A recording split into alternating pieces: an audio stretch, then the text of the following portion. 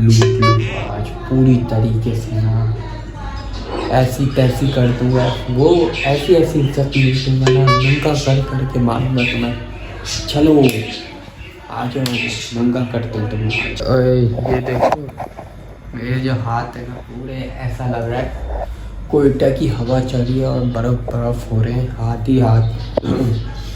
साथ में ये हम छिलके वगैरह इसके जो कपड़े हमने उतारे हैं इसको फेंक देते हैं। एक चीज़ मैं तुम लोग को दिखाना भूल गया, सौदा वौदा सब चीज़ें खुल गई है, हमें उठने में ना लेट हो गया। हमने सोचा था जल्दी उठेंगे 12 बजे, उससे पहले ही हो गया काम। ये देखो बोरा पूरा खुल चुका है। लेकिन एक चीज़ और दिखाता हूँ, ये देख लो, ये हमारी आ गई क्रीम है। जो हमारा सिस्टम है ना वो कभी सही नहीं हो सकता, सीधी सी मैं बात बता रहा हूँ। फिर डकी ने जब ये बात लीक की ना, फिर वो उन्होंने पॉडकास्ट किया, कोर्ट में चले गए, ये देखे हमने इतने पैसे इससे ले लिए, देखिए इसके पास कितना पैसा है, हमने इससे पैसे ले लिए। आपका इरादा तो ये नहीं था, आप तो नीयत कुछ और ही बता रही थी। आप डक्की भाई को जानते हो? वो कहता है जी हाँ मैं डक्की भाई को जानता हूँ। अच्छा कैसे जानते हो? वो कहता है मैं यूट्यूब पे देखता हूँ उनके व्लॉग। अच्छा व्लॉग देखते हो? ऐसी खरी आवाज़ में होने का क्या है? फिर वो यूँ फ्रंट कैमरा यूँ, यही है ना डक्की भाई, यही है? कह रहा बच्चा कहता है जी हाँ यही है डक्की भाई। फिर कहता है अब देखोगे इसके ऊपर, देखो इसका क्या हाल मैंने किया हुआ है, अब देखोगे इसके? वो कहता है नहीं मैं नहीं देखूंगा। अस्सलाम वालेकुम जी Wasi family, welcome back to new vlog.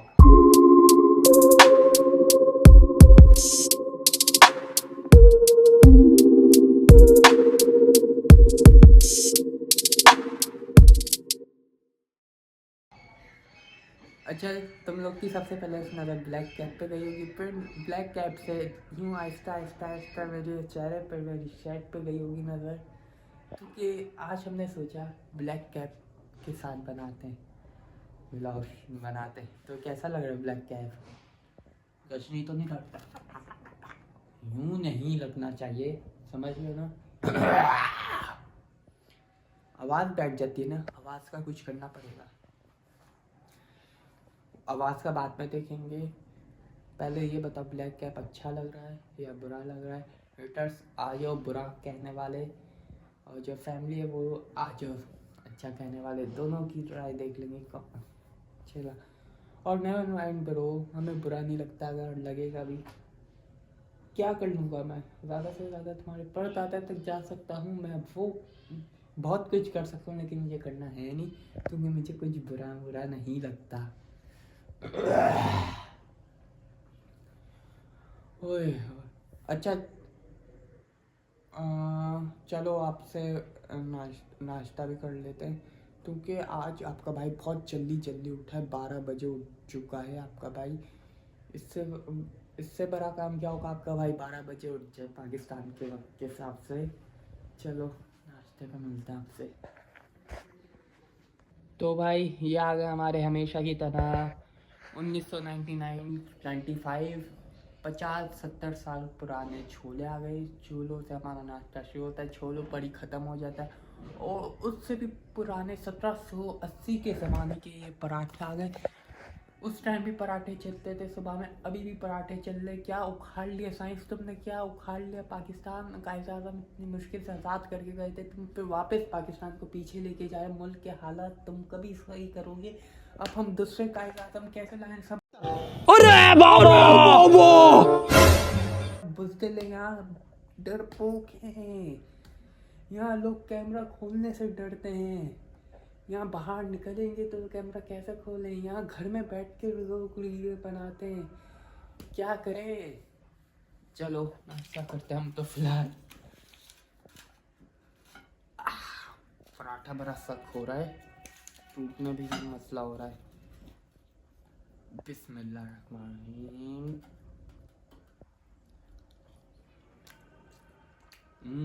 मज़ेदार। मजा आया। लेकिन सालन थोड़ा ठंडा हो गया।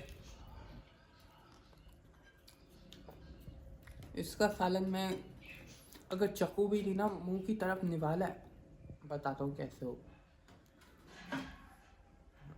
ऐसे हो ना, मैं कह दूँ मज़ेदार। इसका सालन मुझे पता है कितना अच्छा होता है। अच्छा जी, नाश्ता कर।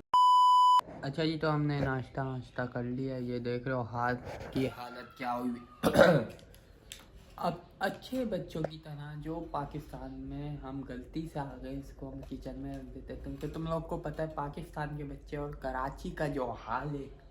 देख कराची का हाल जो है, नीचे रात में देख कैसे लोग घबराते हैं, रातों में मोबाइल ले जाते थे वे। यहाँ चलता है कराची चोर is the king, power of the चोर, हार्ड वर्किंग। चलो इस प्लेट को हम रखते हैं किचन में। यहाँ वहाँ नहीं रखनी, यहाँ यूँ रख के सोता है। इसको किचन में रखते हैं। चलो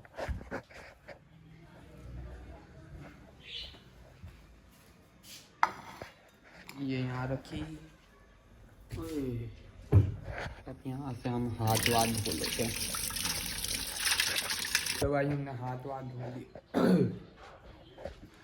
एक चीज़ मैं तुम लोग को दिखाना भूल गया, सौदा वौदा सब चीज़ें खुल गई है। हमें उठने में ना लेट हो गया। हमने सोचा था जल्दी उठेंगे 12 बजे, उससे पहले ही हो गया काम। ये देखो बोरा पूरा खुल चुका है। लेकिन एक चीज़ और दिखाता हूँ, ये देख लो। ये हमारी आ गई क्रीम है। जब कहीं जाना हो लगा लो। सिर्फ इस चीज़ के लिए मुझे लेके जाते कहते तुम्हारा काम हो गया, हमने देख लिया, पर्ची लिखवा दो, ये लाना है ना, सही है। तुम बस बाहर खड़े हो जाओ, जब पूरा रेडी हुआ होगा उठाने की बारी आएगी ना, जब मेहनत वाला काम होगा तुम्हें ले जाएंगे, पसीने वगैरह आए ताकि पता चले। ये सिर्फ तुम इस क्रीम के लिए जाते हो, हमारा सामान उठाने के लिए, और बस यही काम रह गया हमारा। पता नहीं क्या काम है ये। शुक्र अदा करते हैं क्रीम नसीब होती है हमें भी। क्रीम आ गई हमारी भी। बस घसीटते रहो, रगड़ते रहो जब तक पुराना ना हो जाए। मैला भी होगा तो भी हम घसीटेंगे इसको, यही काम रह गया। Emotional damn it। सबसे पहले भाई हम अपना ये कैप वैप उतार देते हैं। कैप इसलिए उतारना है क्योंकि हमारी अभी कुछ देर पहले जस्ट अभी दोबारा हमारी घड़ी पे नज़र गई तो देखा ये क्या हो गया, पता ही नहीं चला टाइम का तुम्हें। और तकरीबन 1:30 बजने वाला है, 1-2 मिनट रह गए। ज़ोहर की नमाज़ 1:30 बजे खड़ी हो जाती है। इससे पहले और लेट हुआ, नमाज रह जाए। चलो ज़ोहर की नमाज़ अदा करके आ जाते, ज़ोहर की नमाज़ पढ़ के आते हैं, फिर मिलते हैं आपसे। शुक्र अल्हम्दुलिल्लाह से हमने नमाज अदा की ज़ोहर की। यहाँ शरीफ की तरफ आए तो हमने देखा तुम आए हो तो हम तुम्हें कैसे भूल सकते हैं। चलो तो हमारी इस तीनों की तरफ नज़र गई। ओए हो, ठंडे तो काफ़ी हो रहे। अब देख लेते हैं, जब इसके कपड़े उतरेंगे ना इसको नंगा करेंगे पूरी तरीके से।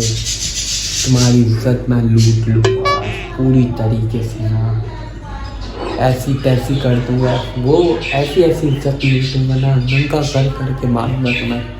चलो आ जाओ, नंगा कर दो तुम्हें। ओए ये देखो, मेरे जो हाथ है ना पूरे ऐसा लग रहा है कोयटा की हवा चल रही है और बर्फ हो रहे हैं हाथ ही हाथ में। ये हम छिलके वगैरह इसके जो कपड़े हमने उतारे हैं इसको फेंक देते हैं, जो नंगा में किया बच्चा। में ना एक मसला हो गया, वो मसला हुआ ये देख लो, यहाँ से तो बहुत अच्छे लग रहे हैं, लेकिन ना इसके साथ काला नमक होता ना मज़ा आता। चल ट्राई करते हैं। ठंडे बहुत हैं, एक चीज़ मैं बता दूँ।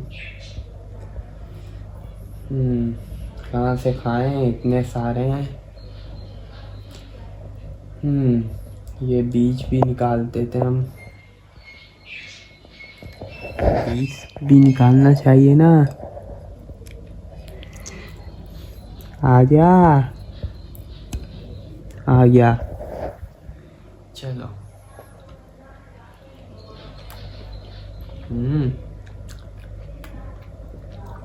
मजेदार, खट्टे मीठे।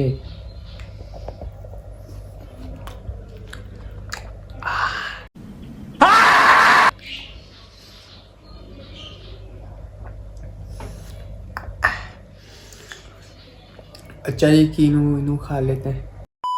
कसम से भाई, आज जिंदगी में ना पहली दफा ना मुझे रोना आ गया। सच्ची बताऊं ना, सबको ही आ गया। जितने भी पाकिस्तान में लोग हैं ना, सबको ही रोना आ चुका है। मैं बात कर रहा हूँ डकी भाई की। हाँ, डकी भाई की मैं बात कर रहा हूँ।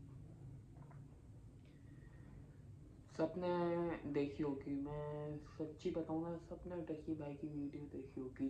जो उसने अपनी स्टोरी बताई है ना, कसम से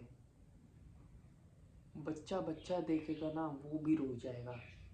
बच्चे से लेके जो बड़ा भी देखेगा ना वो भी रो जाएगा। डकी भाई की जो स्टोरी देखी, पहली बात रोना तो आया।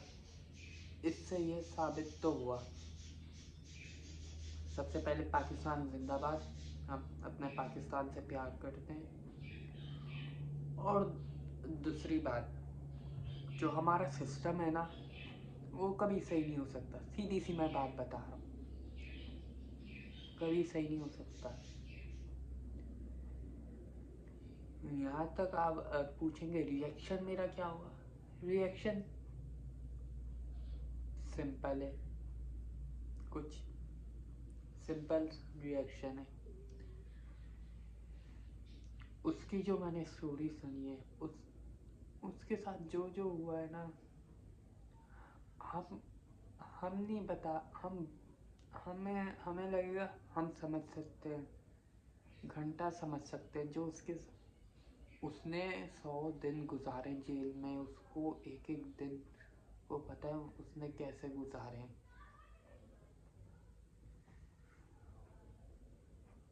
उसके ऊपर क्या क्या जुल्म हुए ना। सरफराज चौधरी, ये जो बंदा है ना, वो वीडियो मैंने देखी है, बहुत ज्यादती की है और उसको मैं कहना चाहता हूँ, इन लोगों को छोड़ो मत। जिन्होंने तुम्हें मुंह पे चपेड़े मारे हैं उनको कहो जब तक इनको रगीद न लो, कुत्ते जैसी उनकी हैसियत न करो ना।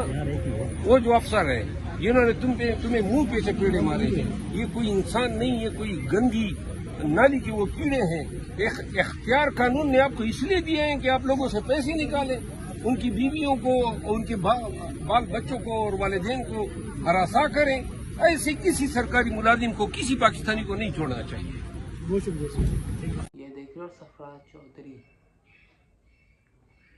पहले तो उसने अपने मतलब के लिए ना गलत यूज़ करके ना उससे पहले सारी ईमेल वगैरह पासवर्ड लिए। एक बंदा शरीफ बन के, सीधा साधा बंदा अपनी सब चीज़ें दे रहा है, और फिर भी आप उसको चौचर कर रहे हो, थप्पड़ मार रहे हो इधर उधर। मेरी बात पे ध्यान देना, अभी मेरी बात खत्म नहीं। उसको आप थप्पड़ मार रहे हो क्या? आपने उससे ट्रांसफर भी करवाई, फेस लॉक सब वगैरह खुलवाया, उसकी फैमिली के अकाउंट्स तक ब्लॉक करवा दिए। अंडर 88 उसके भाई का अकाउंट ब्लॉक करवा दिया। आप करना क्या चाह रहे हो मुझे ये बताओ। और हाँ, ना आपने उसको पकड़ा ना, पहले कोई फायर आई ना कुछ नोटिस वगैरह आया, उनके वकीलों के पास कुछ नहीं आया, आपने ऐसे ही पकड़ लिया। और आप पैसे पैसे ले जा रहे हो, 9 करोड़, 60 लाख, 30 लाख, 90 लाख, 1.5 करोड़। फिर फिर डकी ने जब ये बात लीक की ना, फिर उन्होंने पॉडकास्ट किया, कोर्ट में चले गए, ये देखे हमने इतने पैसे इससे ले लिए, देखिए इसके पास कितना पैसा है, हमने इससे पैसे ले लिए। आपका इरादा तो ये नहीं था, आपकी तो नीयत कुछ और ही बता रही थी। तो आपने सोचा अब सामने आई है, कुछ मैं करना होगा, मुझे बचना होगा। उन्होंने कुछ और ही कर दिया। अब पॉडकास्ट में आ रहे, देखिए हमारा काम था इंसाफ दिलाना, ये हमारा ही मुल्क है, पाकिस्तान है। अब वो अपनी कहानियां बना रहे हैं। ये मुझे बता दो करना क्या चाह रहे हो तो।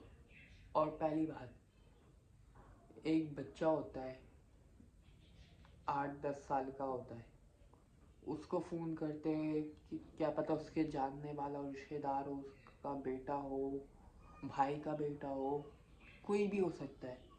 उसने वीडियो कॉल मिलाई ऐसे करके, हाँ आप डक्की भाई को जानते हो?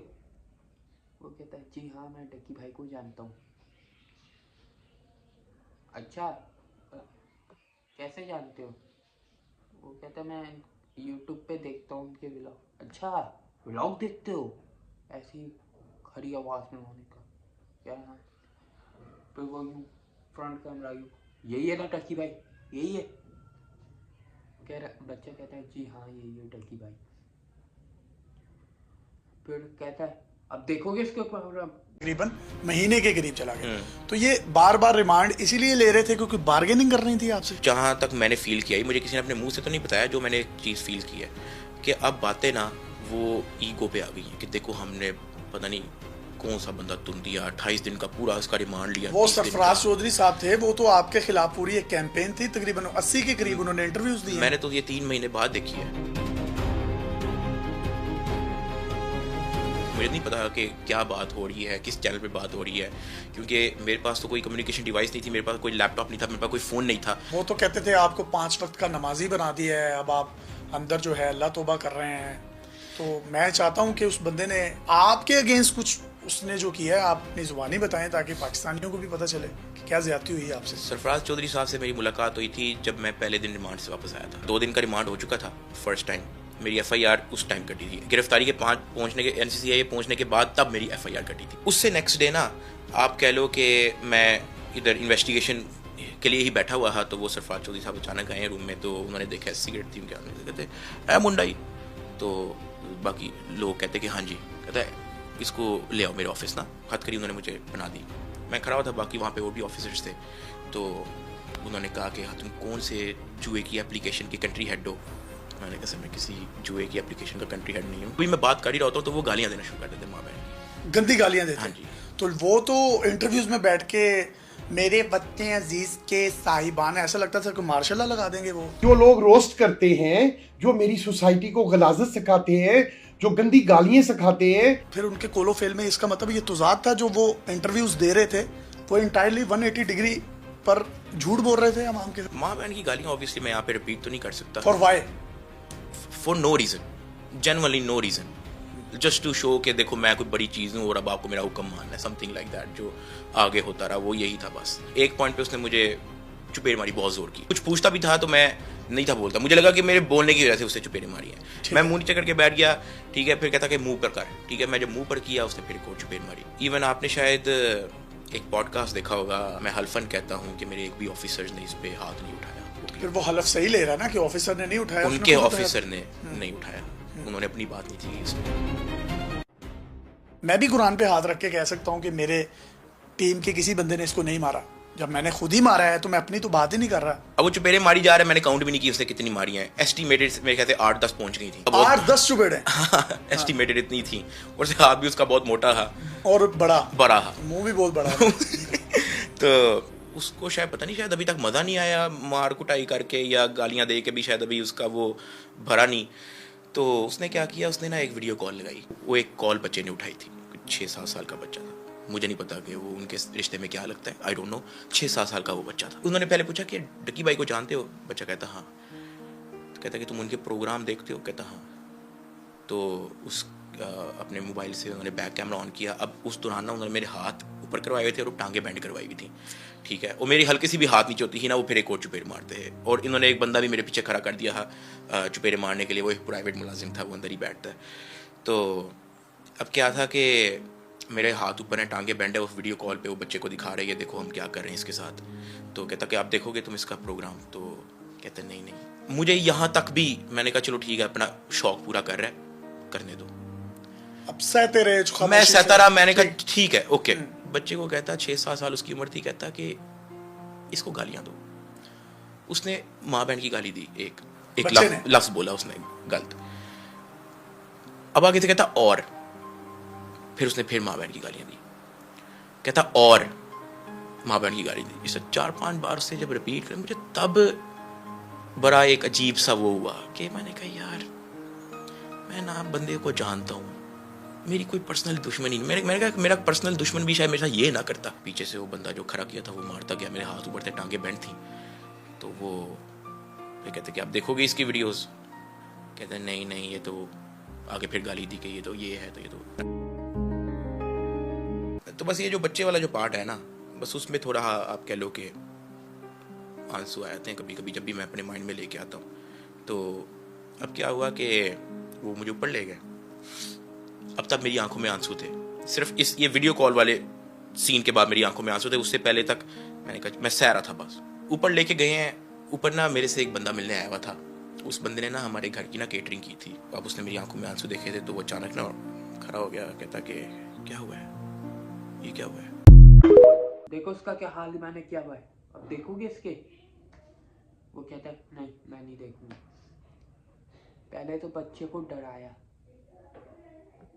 ऐसे लोग, इन लोगों को नहीं देखा करो, इन लोगों के साथ यही हाल होगा। फिर अपनी खरी आवाज में कहा, इसको अच्छा गालियां दो, तुम्हारी माँ का, तुम्हारी भैंस। बच्चा गालियां देने लगे, तुम्हारी माँ की, तुम्हारी भैंस की। ये बताओ तुम साबित क्या करना चाहते हो सरफराज चौधरी?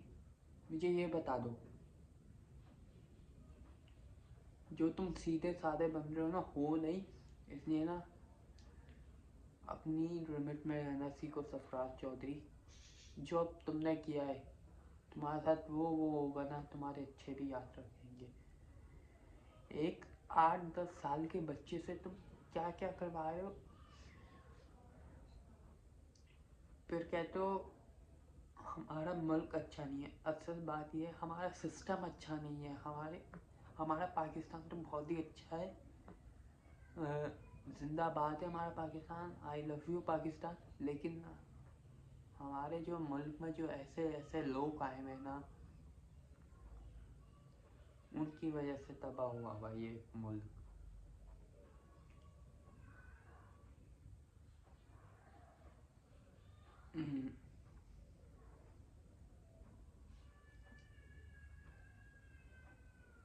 और अब सबके दिल में यही सवाल है भाई, बिग ब्रदर।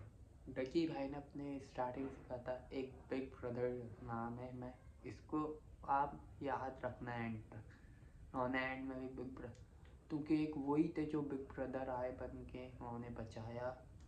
डकी भाई जो आज यहाँ है वो बिग ब्रदर की वजह से, वरना डकी भाई आज यहाँ नहीं होते। तकरीबन 15-16 साल की तो पक्की रखते ये लोग।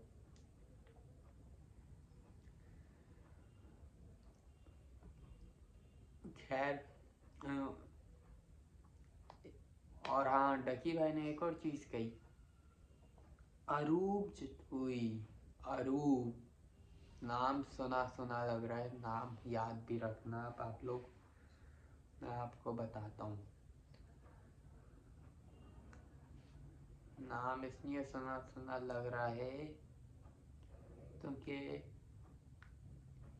एक अरूप चितपुई थी जिसने, अगर अरूप की जगह कोई औरत होती ना, वो छोड़ के चले जाते, इतना कुछ हो जाए। अरूप ऑनेस्टली, बड़ी ऑनेस्टली बहुत ही अच्छी लड़की है। अब पूरे सोशल मीडिया पे ना आग लगी हुई है, अरूप जैसी का हमें भी चाहिए बीवी। क्योंकि तुम लोग को पता है मेरी प्यारी बीवी तो इतनी ऐसी है नहीं, ज़रा सा कुछ होगा यूँ छोड़ के चली जाएगी। मुझे पता है ना कैसी है, चाहे मैं बताने पे चाहूँ ना बहुत कुछ बता सकता हूँ।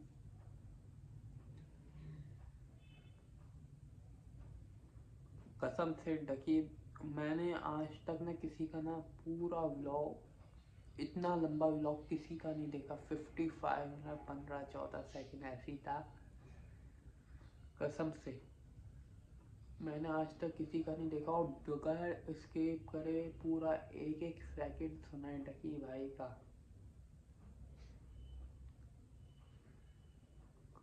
अब देखो सरफराज चौधरी तुम्हारे साथ होता है क्या है। अपनी उल्टी गिनती गिनना स्टार्ट कर दो। तुम क्या समझ लो, आप पॉडकास्ट दे रहे हो, बच जाओगे पॉडकास्ट लेके, कैसे बदल लो। ये हमारा पाकिस्तान नहीं है। पंजाब गवर्नमेंट हमारी है, सिंध गवर्नमेंट हमारी है। कहाँ तक बचोगे तुम, मुझे ये बता दो।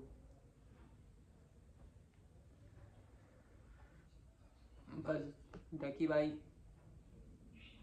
उम्मीद यही है आप वापस वही स्ट्रॉन्ग बनकर वही व्लॉग वैसे अपलोड करें।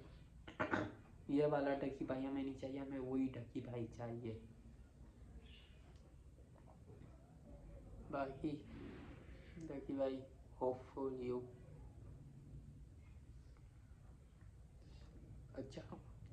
अच्छा मैं यहाँ वीडियो एंड कर रहा हूँ। व्लॉग अच्छा लगा हो तो like share subscribe bell icon के बटन को तो दबा दें। तो कल मिलते हैं नए व्लॉग के साथ। अभी के लिए अल्लाह हाफिज़।